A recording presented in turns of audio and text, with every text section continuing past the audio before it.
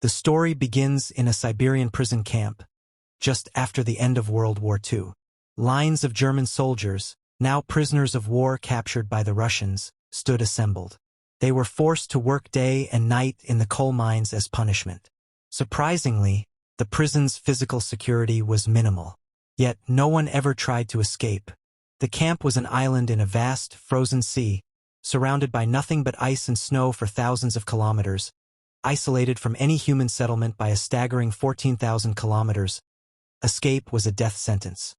The bone-chilling cold of Siberia would claim any fugitive long before they found help. Among these prisoners was a sharp-minded man named Clemens Forell.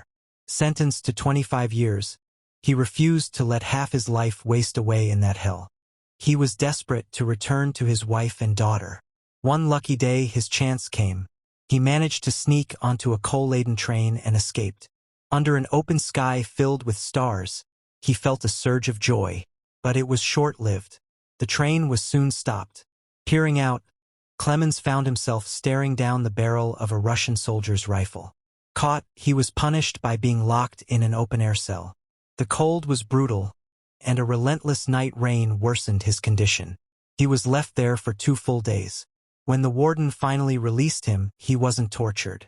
Instead, the warden simply said, "Your comrades are eagerly waiting for you." Clemens soon understood this cryptic message. His fellow prisoners, armed with sticks and clubs, were furious. His escape attempt had caused everyone to be starved for 2 days. They attacked him viciously, beating him so severely that he had to be admitted to the prison hospital. The camp doctor was also a German prisoner. When Clemens regained consciousness, he stunned the doctor by declaring his intention to escape again and asking for help. The doctor was amazed by his unbroken spirit. He explained that survival was impossible both inside and out. The coal mines were filled with carbon particles that caused fatal diseases like cancer. If you stay, you die.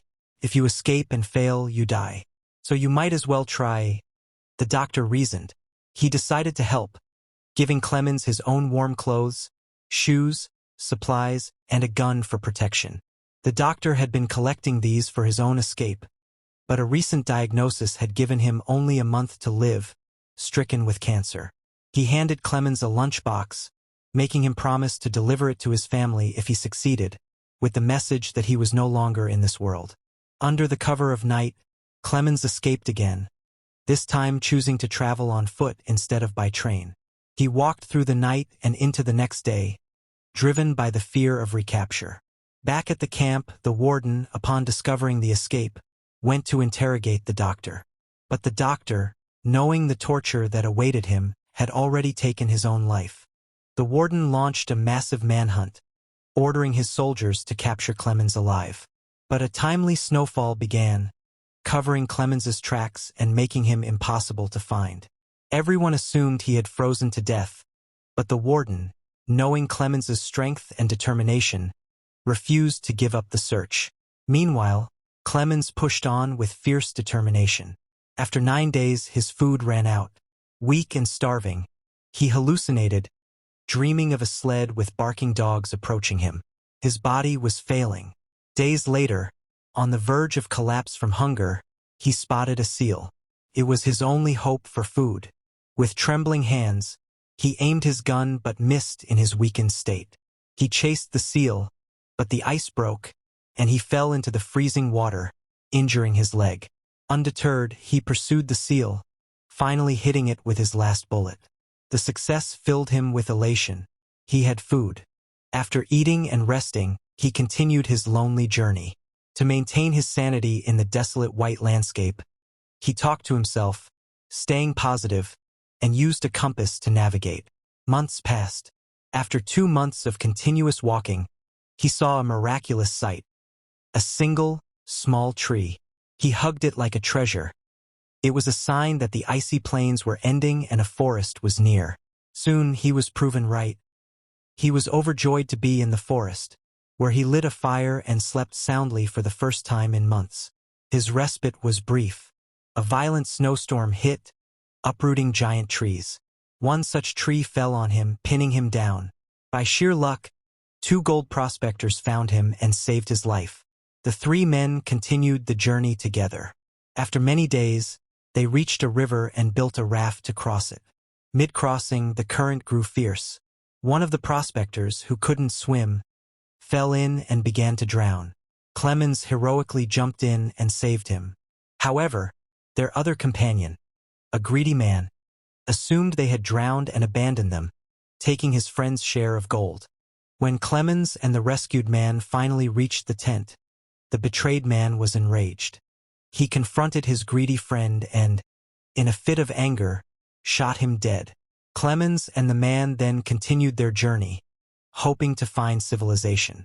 As winter returned, the man struggled with the heavy load of gold. When Clemens offered to help carry it, the man grew suspicious, thinking Clemens wanted to steal the gold. He attacked Clemens, pushing him down a slope and knocking him unconscious. Clemens awoke to find a pack of wolves approaching. He scrambled up a tree to escape, but a wolf grabbed his foot. The weak tree branch snapped, sending him falling to the ground, certain he was about to die. Suddenly, gunshots rang out. Hunters from a nearby village had arrived, scaring off the wolves and saving his life. After years of struggle, Clemens had finally reached human habitation. The villagers nursed him back to health, and he stayed with them for several days, enjoying their hospitality. However, his safety was shattered when a letter from the warden arrived at the village, warning against harboring the escaped German soldier. To protect the villagers, Clemens had to leave. They gave him food and a hunting dog for company. Now with a companion, Clemens felt less lonely. During their travel, the dog ran towards a lumber mill in search of food. Clemens followed and was recognized by the workers. He was taken to the mill owner, to whom he told his entire story. The owner, taking pity on him, fed him and put him on a train to Germany. Clemens was ecstatic, believing he was finally going home. But the mill owner had betrayed him, informing the warden. Russian soldiers awaited him at the station. Spotting them just in time, Clemens jumped from the train and fled. He raced across the train tracks, but the warden suddenly appeared, blocking his path. Clemens's heart sank, thinking his years of effort were for nothing. But then, his loyal dog attacked the warden, biting him and creating a diversion. As Clemens ran, he heard a gunshot. He turned to see his dog, dead on the ground. Heartbroken but unable to stop, he climbed a bridge and jumped onto a passing train below, escaping once more. Time passed, and it was now 1952. Clemens had been on the run for 7 years. He found himself in Central Asia, wandering through a village fair. He was hungry but had no money. He noticed 2 girls selling pancakes. One of them, seeing his plight, took pity on him and broke off a piece of her pancake to give him. Gratefully, he accepted and ate it. A well-dressed man witnessed this act of kindness. He followed Clemens to a church. This man, it turned out, had also been a prisoner once. Instead of turning Clemens in, he decided to help. He took Clemens to his home, where Clemens cleaned up and shaved for the first time in years. The man provided him with a new, forged passport, allowing him to cross the border into Germany. Clemens reached the Russian border and, with immense anxiety, showed his fake passport to the guard. To his relief, he was waved through. Overwhelmed with joy, he approached the bridge that led to Germany. But as he was halfway across, a bright light shone on him. The warden stood before him once again. Clemens realized with horror that he was still on Russian soil.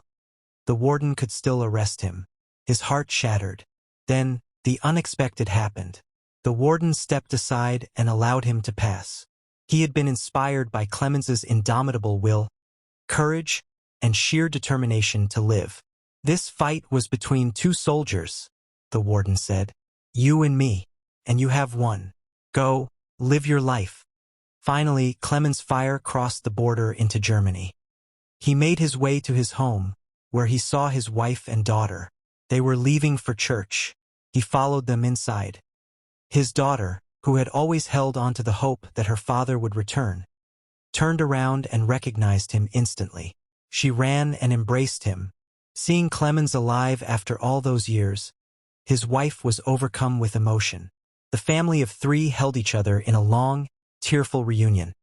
finally whole again after an incredible journey of survival and hope.